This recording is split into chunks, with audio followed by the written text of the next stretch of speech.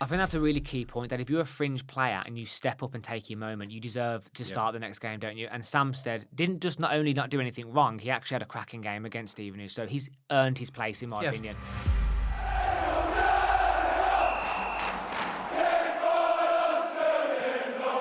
Welcome back to BCFC Royal Blue. On the back of another 3 points in midweek against Stevenage, Birmingham City take on Northampton on Saturday at the Sixfields Stadium. Now, we know Northampton very well. It's a name of a team that comes up regularly in our podcast because of what happened to St. Andrews. It's that game that I think most Blues fans will probably think of as the bit of a disappointment that they equalised in the 94th minute to get a point from us. But we've got the opportunity to play them again. And in this podcast, as always, myself and Matt are going to preview the game, give you a bit of an insight into their current form, possible formations. They're under a new manager as well now, and just give our views on the Blues. So what's your thoughts on this, Matt, away at Northampton? Well, it's nice to actually arguably talk about the incident from the first game day with actually being about the team that did it, because it pops up a lot on this podcast. So I think that goal against Northampton. So I mean, any Northampton fans watching, I can't speak for the Blues fan base, but for me and Dad, that goal has haunted us for the whole season so far, hasn't it? But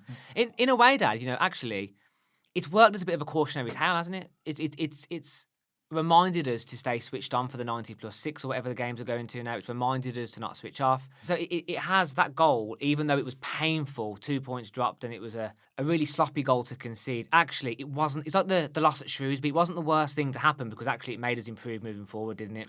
It did, but I looked at this, obviously, as I was preparing for this podcast as well. So we drew with Northampton. The following game, we lost at Shrewsbury. Yeah. So that's probably my lowest point of the season, I think, after those two results. Because you think, Northampton, Shrewsbury, and we, obviously dropped points. But they've improved. I mean, Northampton, actually, as we talk, they're sixth from bottom still of League One, but they've got 41 points. So they're 8 points clear of the bottom four. So even though they're only 2 places above the bottom four, they are improving, because believe it or not, they are 7th in the form table. Wow. Which is a surprise, because Kevin Nolan, I think he came in at the turn of the year. He's improved them significantly. I'll talk about that. In fact, actually, in the last 10 games, they've won 4, drawn 3 and lost 3. I know it's a really obvious thing to say, but it's staggering the difference that a fresh energy and a manager can make, isn't it? Look at Cambridge as well with Neil Harris, and even Shrewsbury with... I know it hasn't quite gone to plan at Shrewsbury. When he got there, they beat us. They had that fresh wind. It's staggering what a new manager can bring to the table, isn't it? And Kevin Nolan, he seems to have got them a little bit more organised. Now, they're 7th in the form table. So their home record is towards the bottom. So at home, they've picked up 22 points out of their 17 games. But, you've got to bear in mind that they are a team that are sort of near the bottom of the table. That's no surprise. Their away form is slightly better. They've got more points away. 19 points away from home. They don't score many goals. They've got the 5th least amount of goals scored in the league. They've got 36 goals. Only below them are, as you'd expect, Cambridge, Shrewsbury, Stevenage, actually, and Wigan, so maybe not as you expect. And defensively, they've conceded quite a few goals, 53 goals. But as Kevin Nolan has tightened them up. So if you look at their last few fixtures, they've only lost 2 in the last 8. And those losses were both at home to Wrexham and to Barnsley, but they've beaten Huddersfield 3-2 at their place. Yeah, they've done the double over Orient as well. Yeah, they beat Mansfield away. They've beaten Bristol Rovers. They drew with Exeter, drew with Stockport, and in their last game, which is a great result, they beat Leyton Orient 2-1 at Leyton Orient. And they beat them 1-0 earlier in the season, Dad. Yeah, so they've done the double over Orient. And I think that shows you that John Brady was the manager when they came to our place, and to be honest with you, they did look a little bit disorganised. They didn't seem to have too much of a plan, and they did get that sucker goal at the end. But they didn't really deserve that goal. I mean, at the end of the day, it's still a point for them, and they won't give a hoot about that. But they do appear to be a little bit more organised now, a little bit. So I think this is going to be a game that, particularly at home, we're going to have to be we're going to have to be on our game as well to beat them. Yeah, well, I remember the home game, Dad, and they had about a 3 or 4 minute spell in the first half. I don't know if you remember this. It was about I don't know why I remember it so well. It's about the 17-minute mark, give or take, and they had a couple of chances. They actually could have scored, because what was happening was Blues were transitioning in terms of we were still gelling, players were getting used to their new responsibilities, and Chris Davies had just instructed Laird to go really high on the right, and we kept getting caught out on that side. And I remember there was one really good chance they had early on. So again, just a cautionary tale that we do have to stay concentrated in games. I mean, that was a long time ago now. We've definitely evolved and moved on as a club since then. Oh, I mean, we're a better team. we are significantly better, but it's just reminding ourselves of that first fixture.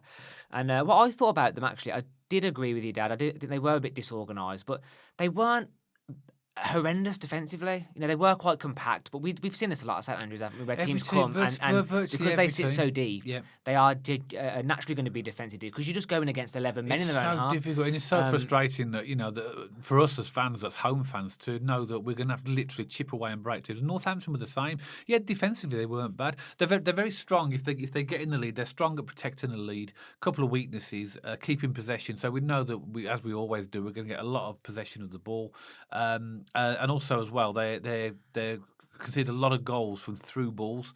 And also defending against skillful players. But so really, they do tend to play where they can a long ball, which I think they will. They'll try and bypass our midfield. They will, yeah. I'm pretty sure they'll do that. And they do like when they do attacking down the middle. So again, as with all teams in League One, Matt, they're going to have threats, and they're at home. They'll have a go, and it's another team I think that we need to be cautionary about. Because they've got threats. Definitely, Dad, and as Kevin Nolan has definitely sharpened them up. He's made them a bit more compact at the back. They're not. I don't think they're going to leak as many goals in this final third of the season as they have been in the first few. And they have got some good players. I've got a note here. They've got a player called Sam Hoskins and Mitch Pinnock. They're kind of their bit creativity. They kind of create their goal scoring threats, adding a little bit of sort of unpredictability to their attack, I guess you could say. But I think the biggest thing which has stung Northampton this season is their inconsistency in their goal scoring. I mean, a bit of inconsistency across the pitch. They'll have moments in the season where they're compact at the back, and then they'll have moments where they leak loads of goals. Yeah. And then they'll have a purple patch where they score quite a few goals, and then they'll go through a really dry patch. So they are just quite an inconsistent team. And I think that signals a team which is in that bottom half of the table, isn't it? When you get those inconsistencies pretty much all over the pitch, that's when you struggle to get consistency, struggle to go on a run, isn't it? And I think Northampton have suffered from that a little bit this season. But I no doubt, Dad, them being the home team, they're not going to roll over. And also, only 8 points from the drop. I mean, they are safe, effectively, in my opinion, but they still will want to get an absolute blanket. A certainty of. I mean, I said they're not safe yet, but they've got like the gap, haven't they? Yeah, exactly. But they're going to be unpredictable because where John Brady, when he was manager, he preferred a 4-2-3-1, so same type of system as us, right? But Kevin Nolan's still experimenting. I mean, I've researched. This is one of the hardest teams to try and work out what type of formation. But Kevin Nolan has played a 4-3-3, a 3-5-2, a 5-4-1 in certain games, and there's no real pattern in terms of what and how they're going to play. So I think he'll set up maybe as a 5-3-2 or 3-5-2 with the two coming back. I think, Dad, no matter what team set up against Blues, whether it's a 4-2-3-1 or 4-3-3, it always ends up either 5-4-1 or 4-5-1. Yeah. Either teams pack the midfield or they pack the defence, and they put two banks of either 4 or 5 in front of the ball. Which I'm pretty sure which is exactly what's going to happen at Northampton. I presume. I mean, I would love for them to come out and have a bit of a go because it actually will make it a bit more of an entertaining and end game of football. But they're going to be cautious because when teams do that against us, I wouldn't say we tear them apart, but we look a lot more dangerous when teams play free-flowing football against us than they do parking the bus. So parking the bus for me, Dad, this season has been the biggest frustration. When they just put two banks of men behind the ball. I'm sure Blues fans would agree with that. And I think that's just symptomatic of sometimes the frustrations the fans get at home, saying we should be more aggressive, more attacking, more going forward. But this is the problem. When teams do put two banks of 4 up against you, it stifles your play because you can't be as free-flowing because you're hitting a wall everywhere you go. So it has been frustrating, but we've found ways to win. So I'm going to give you a few players that I think could cause us a few problems there. Well, their leading scorer is a chap called Cameron McGeehan. He's got 9 goals and he's their top scorer by quite a way. The next one is Tom Eaves, centre forward with 4. In fact, actually, Cameron McGeehan is actually a central midfielder, so clearly they're getting goals from midfield. Tom Eaves next is centre forward with 4. Then the guy you talked about, Sam Hoskins, he's a right winger. He's got 4 goals. Tariq Fosu, a left winger, has 3. Mitch Pinnock, and he's the guy who scored against us. He's got he's a left winger. He got 2, so he got the late goal against us. Assists, Mitch Pinnock has got the most assists with 5. Cameron McGeehan has 3. Tom Eaves has 2. Tariq Fosu has 2. So all of those top scorers also have assists. So there's definitely goals in this team. And they're the type of players that we'll need to watch. Of course, this isn't an away game as well. We've had a lot of home games recently, and we've done pretty well away as well. So I think again, Chris Davis would just be telling, just play our game. But we learn from like Shrewsbury, who when we played them were bottom of the league, and we know at this time of the season playing these types of teams in their positions is very dangerous. Because we see results like last night at the time of recording when Bolton lost 3-2 at Bristol Rovers. That was a real surprise because obviously we know that Bolton they really played well against us, didn't they, and deserved to beat us, and we know that. But they went and lost them 3-2 at Bristol Rovers. So this is a similar type of game, I think. Bolton go to Bristol Rovers, we go to Northampton. It's the same type of scenario. Yeah, and you've got teams hitting different patches. So you've got Orient who have slightly slipped off. You've got Charlton who are making a push for the automatics. It's like that time of year where teams can get a real purple patch, can't they? Or they really drop off. So it's a really unpredictable time of the season. We definitely have to have our wits about us this weekend, Dad. But feeling confident, and I think that brings us on quite nicely to the Blues team. Yeah, so it's nice, isn't it, that we can look now at the fixtures and actually see a gap in the week, because I think these players have literally been on it from the Crawley game really all the way through Christmas and New Year, and then virtually 2 games a week all through January, February and March so far. So I think that we often, when we talk about our team, we discuss rotation and stuff like that. Clearly, if the players here are okay, there's no need to really rotate because they are going to have a break. And also as well, something else that will factor into this, after the Northampton game, the week after, we're due to play Stevenage again. But I think that will be called off. I think it'll be postponed because the international break. We've already had a few. I think Paker's. I've just contradicted what I said earlier, haven't I? But Paker's been called up. The likes of Bailey Peacock Farrell will be called up probably for Northern Ireland, and obviously we've got the usual players, the Icelandic players. So chances are that this one. I don't know where they're going to reschedule this, by the way, in the calendar, but that's another conversation. But so I think we could have a 2-week gap. There could be a 2-week gap, and that will give some of our players the chance to recover. And a 2-week gap for 4 games a week in the final 2 weeks. I know, it's mad, isn't it? It's mad, but that's just the nature of the calendar, unfortunately. So, but Dad, I'll take a 2-week break. Our players clearly need a rest, and then if we come back firing for this last final spell of the season, I'll be happy enough. Yeah, because it might be what we need. It might be just what we need at this time, just to get us ready for that final push. Yeah, so that might, by that point, hopefully Laird might be back, Taylor Gardner-Hitman might be back, Dykes might be, not too far away. But let's talk about the Blues team. What we think the Blues lineup will be for the Northampton game. So how do you want to do this? I think I did defence last time, so we'll hand it over to you, Dad, and then I'll go through the midfield and the attack. So there's some givens in the back line, isn't there? Allsop will definitely be in goal. The back line. The Cochrane will be left back. I think we'll see Clara and Davies in the centre as centre halves.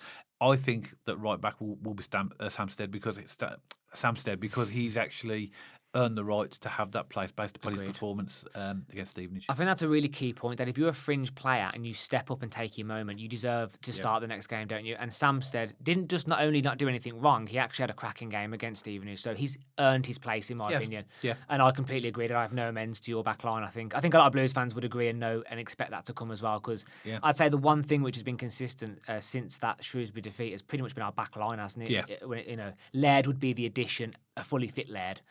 But I'm not contradicting myself. I'm just making a point. As if Laird was fit, that would be our starting back line. Wouldn't it? I think that's pretty factual. But I think what is good is obviously Samstead now knows he's got the place. Yeah, exactly. And if he wants to keep that place, and if he wants to give Chris Davis a problem, because he's going to know Laird's not too far away, he's going to think, well, if I play again, there's no way that Chris Davis can drop me.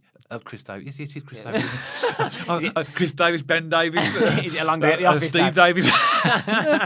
Yeah, it's been a long day today. So we agree on the back line, really, then. Yes. So do you want to talk us through the midfield? But before I go into the midfield, Dad, isn't that a brilliant thing about the Blues game this season? We have such depth that when the fringe players come in, they can knock first teamers out by putting in a good performance, and that only comes with having quality players on the bench as well. I think that's why we're 14 points ahead. I think that squad depth has allowed us where we've needed to. We've got players that just come in. And I think that's the difference between us and other teams who haven't got that depth that have allowed us just to keep winning games. But even 2 weeks ago, Dad, with the depth that we had, even we were looking, weren't we, going, oh my word, what are we going to do in this position? We were putting Taylor Gardner-Hitman on the wing. He's not a winger because we were genuinely a little bit depleted in that area. So, I don't know what Orient have been doing, or as in that isn't being disrespectful. Richie Wellens will say it himself, and on the interviews, they haven't got many resources there, so they have to rely on loans and not having the squad depth. Whereas we do. So how are other teams coping with this fixture list? I have no idea. Anyway, so in the midfield, Dad, I've gone for Paik and Iwata in the two centre mids.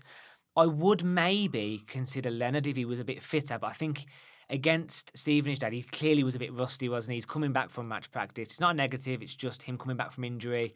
I think I'm a big fan of Leonard, so when he does get back fit, I would like for Paik or Iwata to have a rest so he can get on the pitch and give them that little rest in the legs. But with the international break coming up, they might get that rest anyway. I've gone for Keshi Anderson on the left, hoping he's fully fit. I've gone for Williamson in the 10, Dowell on the right, feeding into Stansfield. Okay, slight difference. I've gone for who's on your left? Keshi Anderson. Okay, and on your right is Dowell. Okay. So because Dad Hansen's injured now, or he picked up a niggle, he might be ready to start. I've got him in my starting lineup because Chris Davis only said it was precautionary. Yeah, he might put him on the bench actually, but I've got him in my starting lineup. I took him out because I thought he might not be ready for this game. To be honest, if he is ready, I think it will be Hansen, but I'll bank on him maybe not being ready. I mean, even Keshi Anderson against Stevenage looked a little bit. He didn't pick up a knock, but he kept going down. He went down 2 or 3 times, didn't he? So I don't know whether he'll be fully fit either, but I'll go for Keshi Anderson, Williamson, Dowell, Stansfield. Okay, so I have gone for Hansen on the left, Paik and Iwata in the middle. I've gone for Anderson on the right, Dowell in the number 10 and Stansfield. That puts Williamson for me back on the bench. So on the bench, I've got Bailey, Peacock, Farrell, Hanley, Harris, Leonard, Williamson, Dukey and May. Fair enough. But so it's quite similar, but of course the team selection does depend upon whether Anderson is able to start and whether Hansen's available. And we are clearly we're making assumptions of what we think will happen, but who knows? That's what we think. So we're pretty close, aren't we? And again, our decisions have been placed off the back of not knowing injuries. So if Hansen is fit, I would plump for Hansen, but I've just got a feeling. I don't know.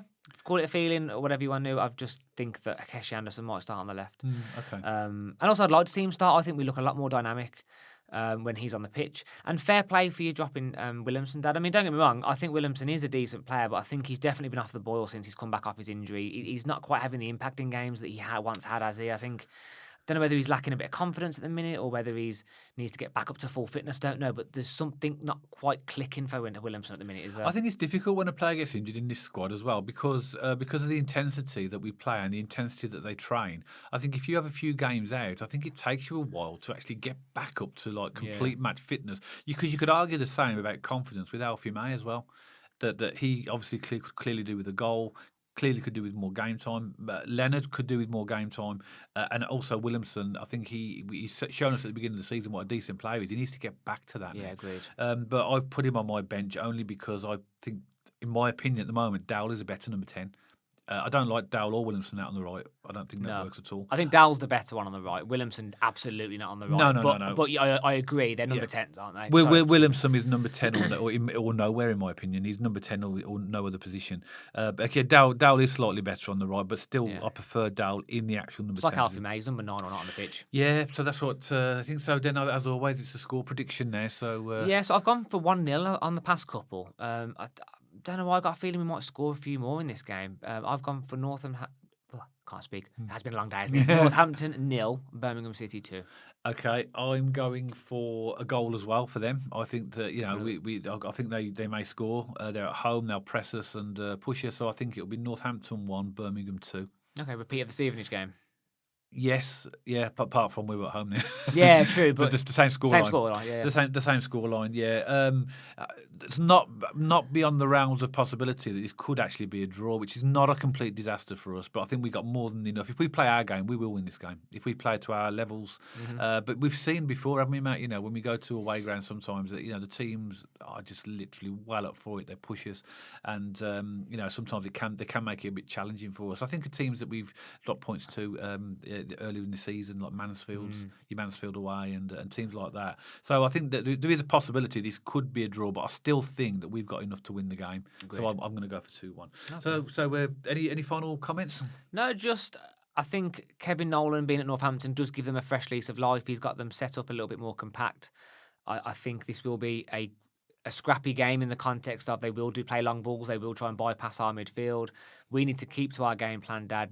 Play the football. We know Chris Davis has got the boys playing, and I have no doubt we can win this game. I'll repeat it anyway. Birmingham City 2, Northampton 0. Or in reverse because we're away, but yeah. Okay, fantastic. So that's what we think Birmingham City supporters. I'd love to have your views as always. So please add a comment below. Let us know what you think about the starting lineup, maybe a score prediction or whatever's on your mind. Really, just pop a comment below and let us know. If you're a Northampton fan and you've come across this podcast for the first time, we also welcome comments from the away supporters as well. So please feel free to add a comment below the podcast if you like. Just let you know that we are a family podcast, so that we always ask for comments to be respectful, and we don't allow any foul language, abusive behaviour, or anything aggressive. So any other comments, please feel free to add them. If you did like this podcast, as always, don't forget to give us a thumbs up. And if you haven't checked us out on our social media channels already, pop along to our X page and our Instagram page. And if you like to watch or listen to your podcast on Spotify, you'll see the handles appearing on the screen for all of these right now, so you can check us out there. If you haven't subscribed already to the channel and you'd like to, then please press the red subscribe button. And if you'd like notifications every time we put a podcast out, then there's a little bell icon next to the subscribe button. So if you press that, you'll automatically get a notification on your phone, device, laptop, computer every time a podcast is published. So that's it for this one. Hope you've enjoyed it. And myself and Matt will see you on the next one, all about Birmingham City.